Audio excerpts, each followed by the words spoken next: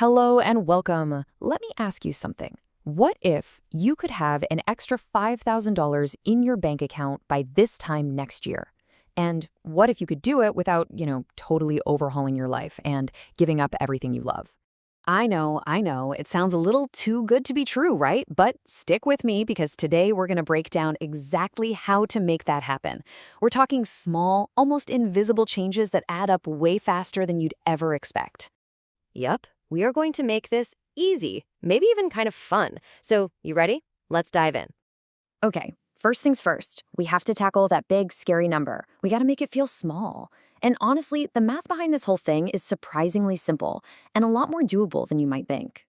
So, here's our target, $5,000 in 1 year. It's a fantastic goal, but when you look at it like this, well, it can feel a bit overwhelming, kind of like staring up at a huge mountain you have to climb. So, let's break it down. Per month, that's about $417. Okay, it's better. But for a lot of us, finding an extra $400 in the monthly budget, that still feels like a pretty big deal. Let's go even smaller. Weekly, it comes out to about $100. Now we're getting somewhere, right? That feels a bit more manageable, though it's still a noticeable chunk of change for sure. But here, this is where the magic really happens. Broken down daily, it's just $14. $14 a day. It's wild how different that feels, isn't it? $14 isn't a mountain anymore. It's just a couple of small decisions. And this right here is the absolute core of this entire strategy. Look at the difference. The hard way? Trying to rip a giant $417 hole in your budget each month. That's painful. The easy way, though, is just finding little ways to save $14 as you go about your day. It just works better because our brains see a number like 417 and scream loss. But $14, that feels like a small, easy choice. So the key takeaway here is that when you change your perspective on the number, you change everything. So the big question is, how do we actually find that $14 a day? Well, here you go. This is your toolkit. 5 super practical, totally painless methods you can literally start using today. All right, we've got the $20 rule, automating transfers, cutting invisible expenses, rounding up purchases, and the 1% challenge. Let's jump into the first one and see how this all builds up.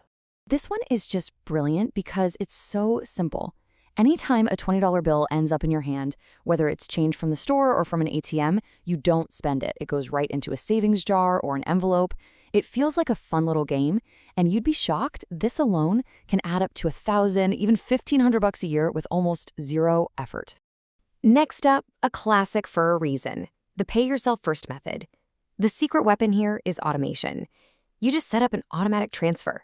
$50, $100, whatever works. Have it move from your checking to your savings the day you get paid. The beauty of this is you really don't miss money that you never really saw in the first place. Out of sight, out of mind. Oh yeah, we all have these.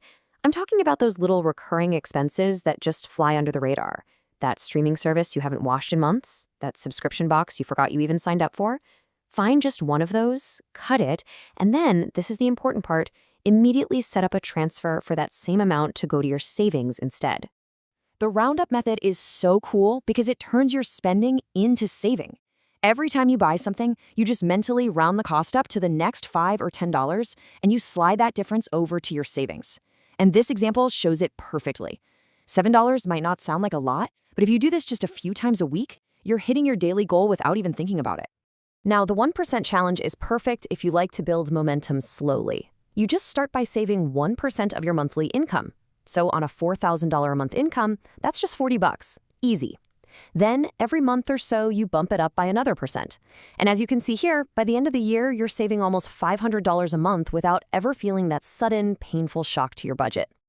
So we've got these awesome tools, right? But what's the glue that holds it all together and actually makes it work for the long haul? It's not actually about the methods themselves. The real secret ingredient, well, it's all about your mindset. Honestly, if you take away just one thing from all this, let it be this. You do not need to make huge, dramatic, painful cuts to your life.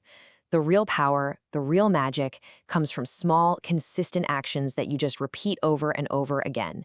That is how you build real, lasting financial momentum. And to help you stay consistent, here are a few pro tips. First, open a separate high-yield savings account. That way, your money is actually making money while it just sits there. Second, you have to celebrate your progress. When you hit that first $1,000, do something nice for yourself. And finally, and this is a big one, be kind to yourself. If you have an off week and miss your goal, don't sweat it. It's not a big deal. Just get right back on track. Okay, we've gone through the math, we've looked at the toolkit. Now it is time to move from just learning about this stuff to actually doing it. It's time to make this real. Look, I'm not going to ask you to do all 5 of these things at once. That's overwhelming. So here's your challenge. Just pick one, whichever one sounds the easiest or the most fun to you, and just commit to trying it for the next 30 days. That's it. Just one thing for 1 month. So, what's it going to be? The $20 rule? Automating a transfer? Think about it for a second, make a choice, and decide to start. Remember, small changes, done consistently, add up to massive results. You can totally do this.